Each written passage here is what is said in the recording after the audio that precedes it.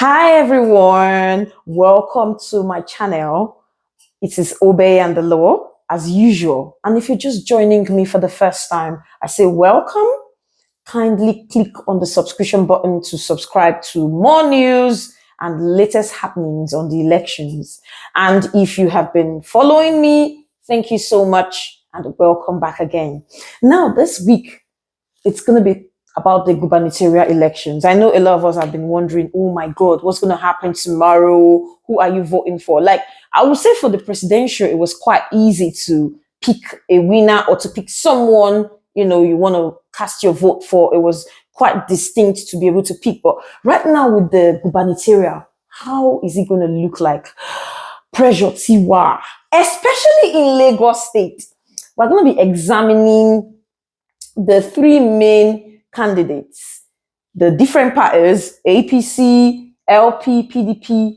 Who is your choice? Now, first of all, looking at Sanwo-Olu, the incumbent governor, he's been there for 4 years and he's vying to come back again for another 4 years. Now, for Sanwo-Olu, quite a very calm person. His personality is a calm one, I would say. He's really outspoken to some extent. But I don't know what happened last week when you talk about, like, within 48 hours, Sanwo-Olu was able to right the wrongs of over the years. Now, what do I mean?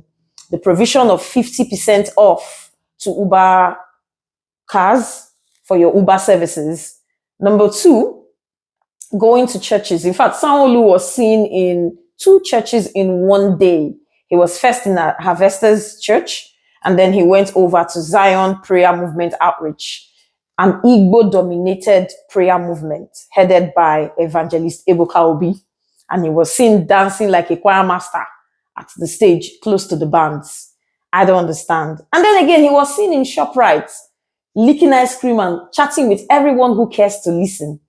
Even after service at Harvesters, he was shaking hands with everybody, like, please vote for me. I feel like that's much more like a desperation. The thing when pain me, in fact, the one that really annoyed me, to be very fair, was, God, you had money to pay pensioners and you did not pay them until this same 48 hours. That was when he released the monies for these pensioners to get paid. These are persons who have served and they deserved the reward for their service, but they were not getting it. But because you want to come back. Now, let's think about it. If Sanwo-Olu decides to come back with all that he has done, what is going to happen to the monies that he has spent? Even the insult he has received, social media, a lot of memes going on describing his display of desperation. Don't you think? Because when he comes back for second tenure, he has nothing to lose, Abi. So don't you think that there's this air of desperation that even when he gets in, he will not do anything?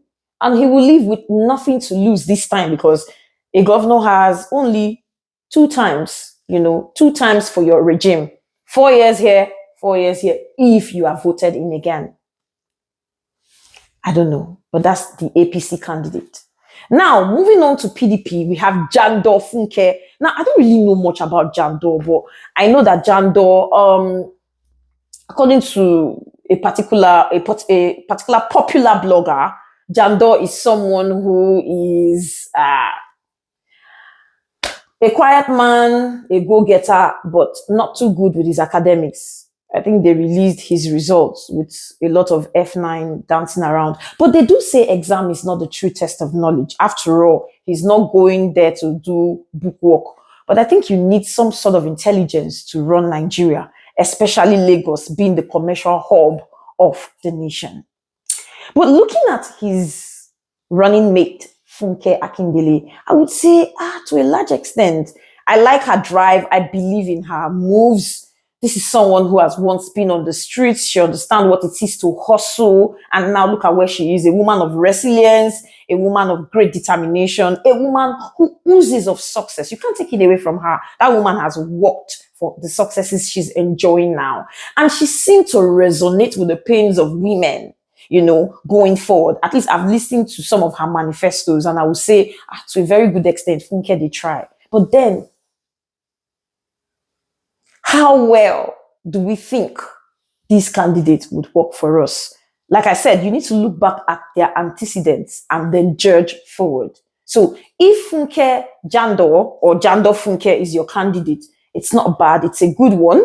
Hopefully, we believe that they will be able to make Nigeria great again if they are elected in. And again, if you look at, so first of all, what do you think? Because I know a lot of persons are like, Funke, her manifesto is touching. She's hitting those areas that need to be hit up, blah, blah, blah, blah. A lot of people are making comments and statements to that regard. But what do you think? I want to see you in that comment section. Like, what do you think? What do you, like, say something. Then again, the third person, LUP 75, LUP 76, OB. Okay, now it's not OB this time. We're dealing with Gbadebo, the architect of Lagos, he calls himself. Now, this is the candidate for LP, but there has been this uproar of, I would say, political bigotry, and there's this accusation of him being an IPOB member. And again, his middle name, Chinedu. Some persons are saying, oh, he has Chinedu in his document, so because of that, we cannot vote him. He can come in.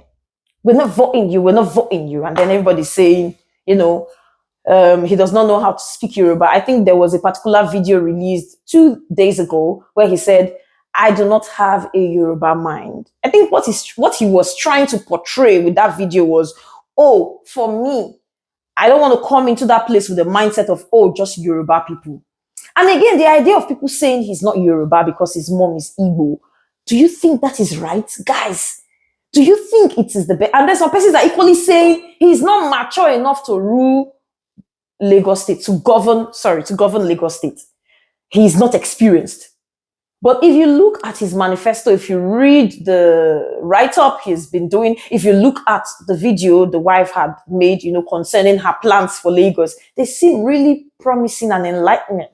It seems to give a flicker of hope to the darkness that has engulfed Nigeria, especially Lagos State, for a long time. But then again, some persons are saying he's not experienced. Now, this will cast your mind back. Remember when we're looking for jobs here, where they will tell you, oh, there's this particular job for like somebody who is like 25 to 27 years of age, must have 15 years experience, blah, blah, blah. And we're like, where do you want somebody to get that experience from? Is experience really the best teacher? And again, is voting Labour top to bottom the best? Because I know there was a place where they said one bike man, one election, something. So we need to think about Nigeria. I'm happy we as youths, we're coming out now, we're interested in who governs Nigeria. We're interested in politics. It's not just about Bibi Naija or one show somewhere or one beauty pageant somewhere. We're looking at Nigeria critically. But then, what are their antecedents? What is their capacity now? And what are we expecting via their manifesto in the future? Tomorrow is election. Set aside political bigotry, religious obsession, and a mindset that is engulfed with sentiments, and vote for the right candidate. Nigeria will indeed be great again. Please drop your comments for me. Let's see. Who are you voting for tomorrow? And where are you voting from? Lagos? Who is your candidate tomorrow? Let's come out en masse. Don't think about the presidential election as an excuse for not coming out to cast your vote. I know there have been videos about threats. Some people saying, if you're not voting APC, don't come out. I'm sure they are going to be putting a lot of security in place to ensure that everyone is safe. But let me know. Who are you going to be voting for tomorrow? Let me know who your choice is. And where are you voting from? Is it Benin? Is it Delta State or Anambra? Or just who are you going to be voting for tomorrow during the Gubernatorial? One thing I know for sure is Nigeria will be great again. One Nigeria.